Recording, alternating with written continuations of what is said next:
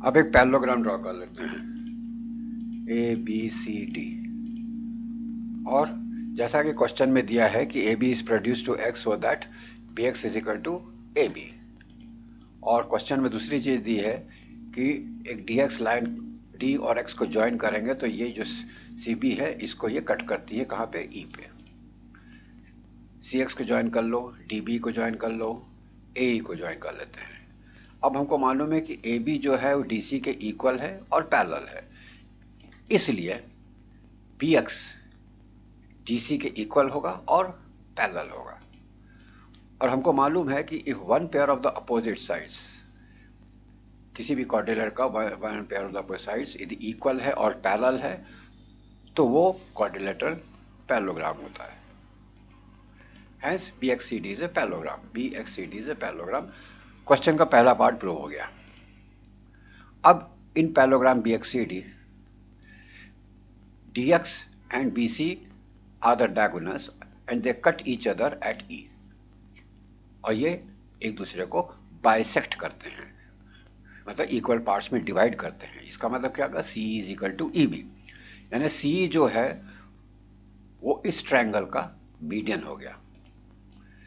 तो इस triangle C D X, C is medium जो कि इस सी डी एक्स को दो इक्वल पार्ट्स में के ट्रायंगल में इक्वल एरिया में डिवाइड करता है।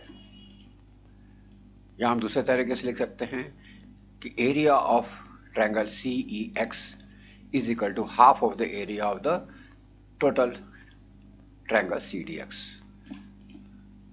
या हम लिख सकते हैं कि जो ट्रायंगल सी ई एक्स का जो एरिया है वो पूरे parallelogram B X C D का 1/4 है। दूसरी चीज A B C D parallelogram और D B C D, D B X C D, ये एक ही बेस पर हैं डी सी, और एक ही दो पैरेलल लाइंस के बीच में है। कौन से, ए एक्स और डी सी के बीच में है। ये देखिए, यदि इसको हम ये ले ले बेस, तो एक ये हो गया पैरेललोग्राम और दूसरा ये पैरेललोग्राम हो गया। दोनों का बेस है और दोनों दो पैरेलल लाइन के ही बीच में है। इसका मतलब दोनों पैरेललोग्राम का एरिया बराबर होगा, दोनों पैरेललोग्राम का एरिया बराबर होगा। और which will is equal to 4 into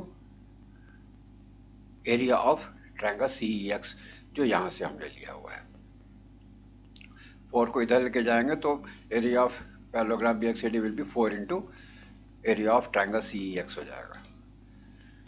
अब ट्रायंगल ए ई डी और parallelogram A B C D ये भी एक कॉमन बेस पर है, सेम बेस पर है, ए डी पर है, और सेम पैरेलल के बीच में है ए डी और बी सी के।